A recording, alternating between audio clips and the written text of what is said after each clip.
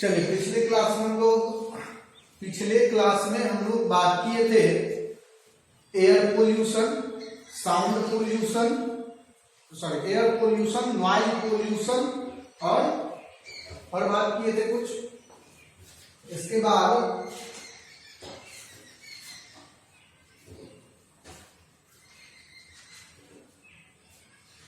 Air sound के बारे में हम लोग पिछले क्लास में बात किए थे, मैग्निफिकेशन वगैरह भी देखे थे। आज हम लोग बात करेंगे सॉइल पोल्यूशन,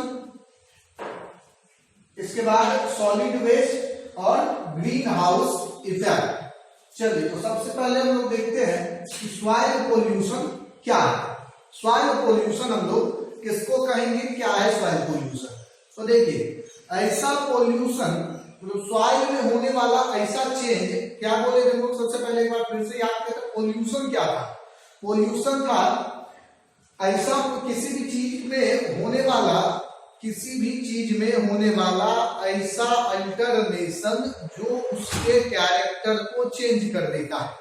किसी भी चीज में होने वाला ऐसा अल्टरनेशन जो उसके कैरेक्टर को क्या करता है, चेंज कर देता है, तो उसी को हम लोग बोल रहे थे क्या, पोल्यूशन। अब देखिए, अगर हम लोग सॉइल पोल्यूशन का बात करें तो सॉइल में होने वाला ऐसा अल्टरनेशन जो क्या करता है कि सॉइल के कैरेक्टर को बदल देगा। सॉइल के कैरेक्टर को क्या करेगा, बदल देगा। यानी कि एडिशन और removal of substance which effect the nature of soil और इट्स प्रोडक्टिविटी। इसी को हम लोग कहते हैं क्या, सॉइल पोल्यूशन। हम लोग अब बात कर लेते हैं सॉइल पोल्यूशन के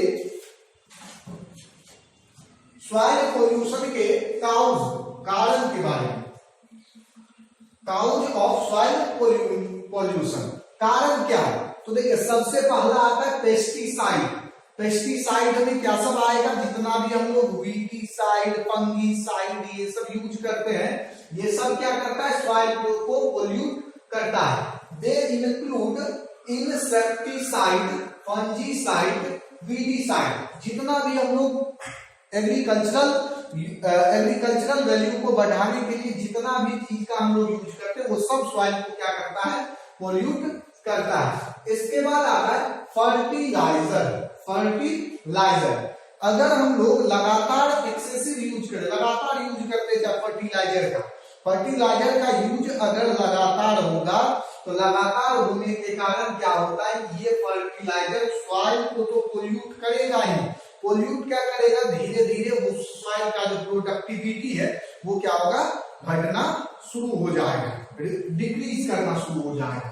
इसके साथ साथ देखिए, excessive use of fertilizer cause decreasing of natural microflora and cause of pollution of underground water. सबसे पहले तो सॉइल पोल्यूट हुआ। सॉइल पोल्यूट कैसे हुआ, तो जो माइक्रोफ्लोरा है, जैसे माइक्रो ऑर्गेनिज्म जो सॉइल में है,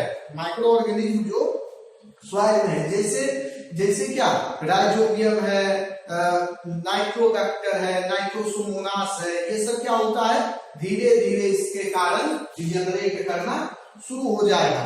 इसके अलावे यहाँ ये भी होगा कि फर्टिलाइजर के यूज से ये जो अंडरग्राउंड वाटर है ये क्या होगा, खराब होना शुरू होगा। इसके बाद है वॉशिंग फॉर्म सॉलिड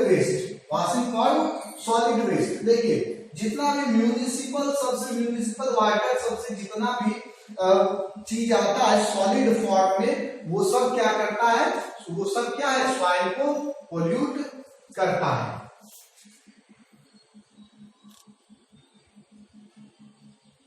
चलिए अभी हम लोग देखते हैं case study of organic farming.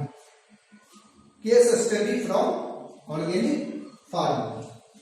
तो सॉइल पोल्यूशन को रोकने के लिए हम लोग क्या करते हैं, सॉइल पोल्यूशन को रोकने के लिए हम लोग क्या कर रहे हैं? तो देखिए,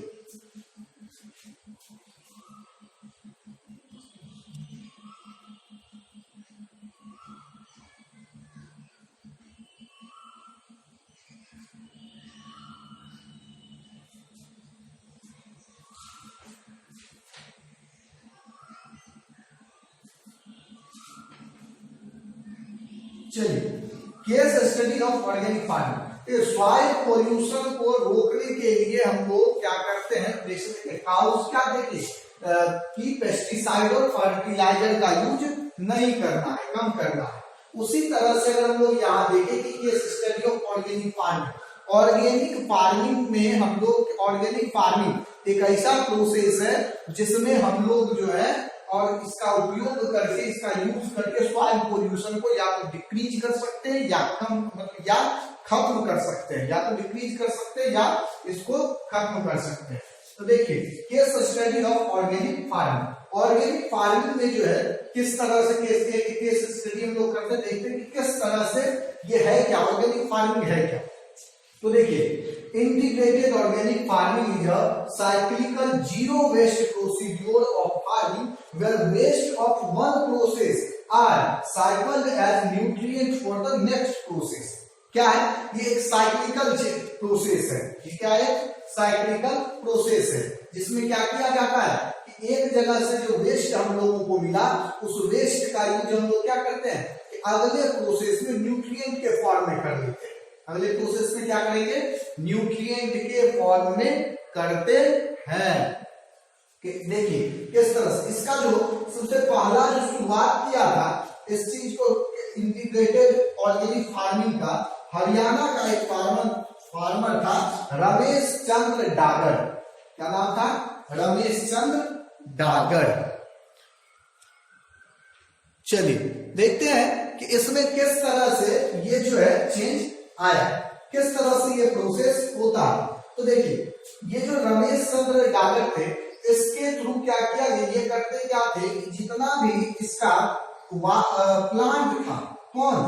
एग्रीकल्चरल वेस्ट, एग्रीकल्चरल वेस्ट। इसके बाद देखिए फिर डोमेस्टिक वेस्ट, इस सब का, ये सब जितना भी वेस्ट होता, इस सबको ये क्या करता कि क्या करते थे कि ये सबको फर्टिलाइजर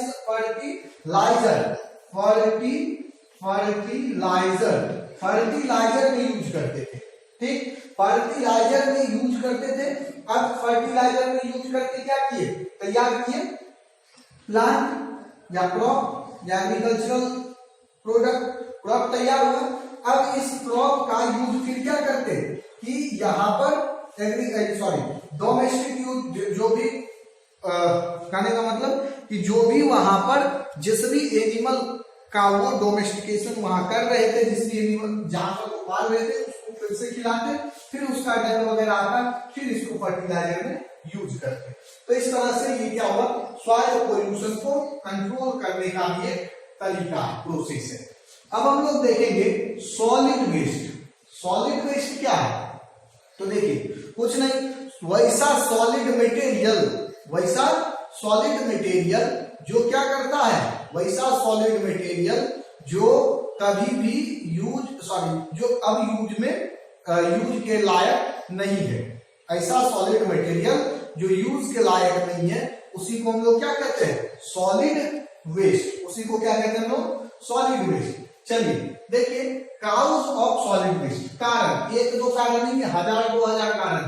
चलिए सबसे पहला municipal, it include waste from home, shop, office, school, office, etc।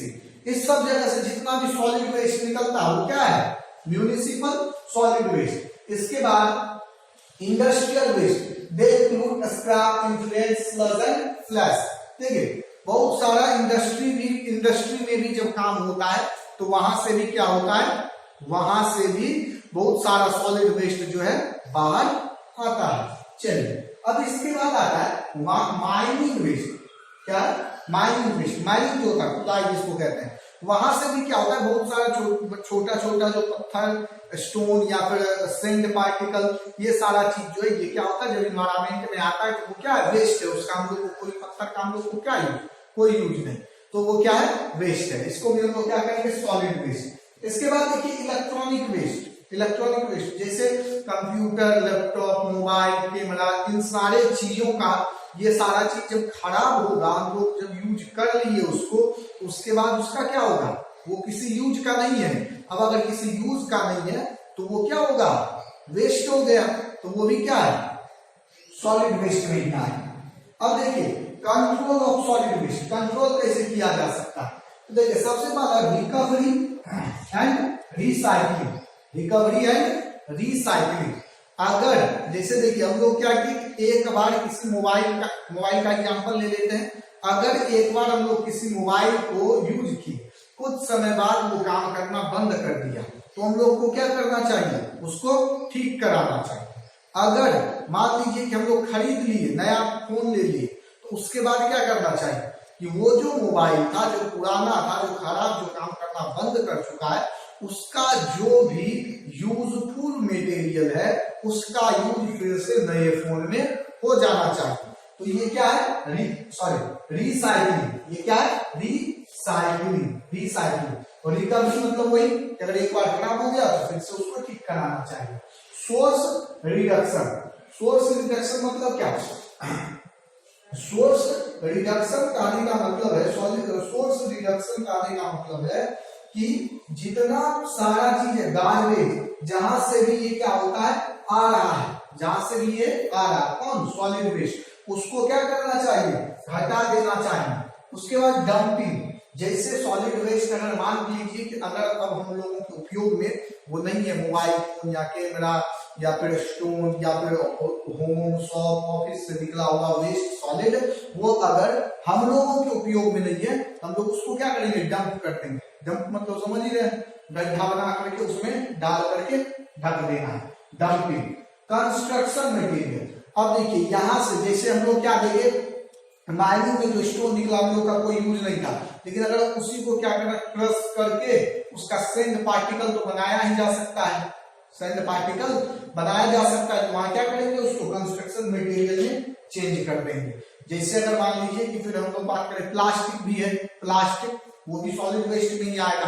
Plastic देखिए, प्लास्टिक जो है उसका क्या किया गया था, अहमद खान बंगलौर के अहमद खान नाम का एक जो व्यक्ति थे, वो क्या किए थे, उस प्लास्टिक का रोड बनाना शुरू कर दिए थे।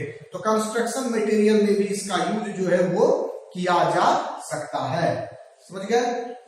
तो चलिए अब हम लोग बढ़ते आगे, ग्लोबल इन्वायरमेंट चेंज। ये देखिए ग्लोबल इन्वायरमेंट चेंज, क्या है global environment change, many gases up in atmosphere are affecting the global climate. This phenomenon is known as global climate change. बहुत सारा गैस ऐसा है जैसे कार्बन डाइऑक्साइड, मीथेन, क्लोरोफ्लोरोकार्बन, ये सारा गैस, ये सब गैस ऐसा है जो क्या करता है, हम लोगों के इन्वायरमेंट को इफेक्ट करता है। और इफेक्ट करने के साथ साथ वो क्या करता है, इफेक्ट करता है। अब उसी इफेक्ट को, उस इफेक्ट के कारण क्या होता है कि जो हम लोगों का जो इन्वायरमेंट है उसमें किसी न किसी तरह का चेंज जो है वो आते रहता है। तो ये जो चेंज है, इस गैस के कारण जो चेंज हो रहा है, उसी को हम लोग क्या कहेंगे, ग्लोबल इन्वायरमेंट चेंज। उसी को क्या कहेंगे हम लोग, ग्लोबल इन्वायरमेंट चेंज। चलिए अब देखिए ग्लोबल इन्वायरमेंट चेंज के बाद ग्रीन हाउस इफेक्ट, क्या, ग्रीन हाउस इफेक्ट, क्या है ग्रीन हाउस इफेक्ट, देखिए सबसे पहला ये जो टर्म है, कौन, ग्रीन हाउस इफेक्ट, ये अर्हेनियस के द्वारा जो है दिया गया था। अर्हेनियस नाम के साइंटिस्ट के थ्रू ये टर्म जो है दिया गया था, ग्रीन हाउस इफेक्ट। अब देखिए ग्रीन हाउस इफेक्ट है क्या, अभी हम लोग जितना भी गैस देखे थे, कहाँ, यहाँ पर ग्लोबल इन्वायरमेंट चेंज, वहां पर कितना, कौन सा गैस था, कार्बन डाइऑक्साइड, मीथेन, क्लोरोफ्लोरोकार्बन, ये सारा गैस, NO, N2O, ये सारा जो है, ये सारा क्या करता है, इन्वायरमेंट, सॉरी, जो हम लोगों के इन्वायरमेंट को चेंज करता है। अभी देखिए हम लोग, अब चेंज जो करता है, चेंज कैसे करता है, वो इन्वायरमेंट के टेम्परेचर को बढ़ा देता है। वो क्या करता है, इन्वायरमेंट के टेम्परेचर को बढ़ा देता है।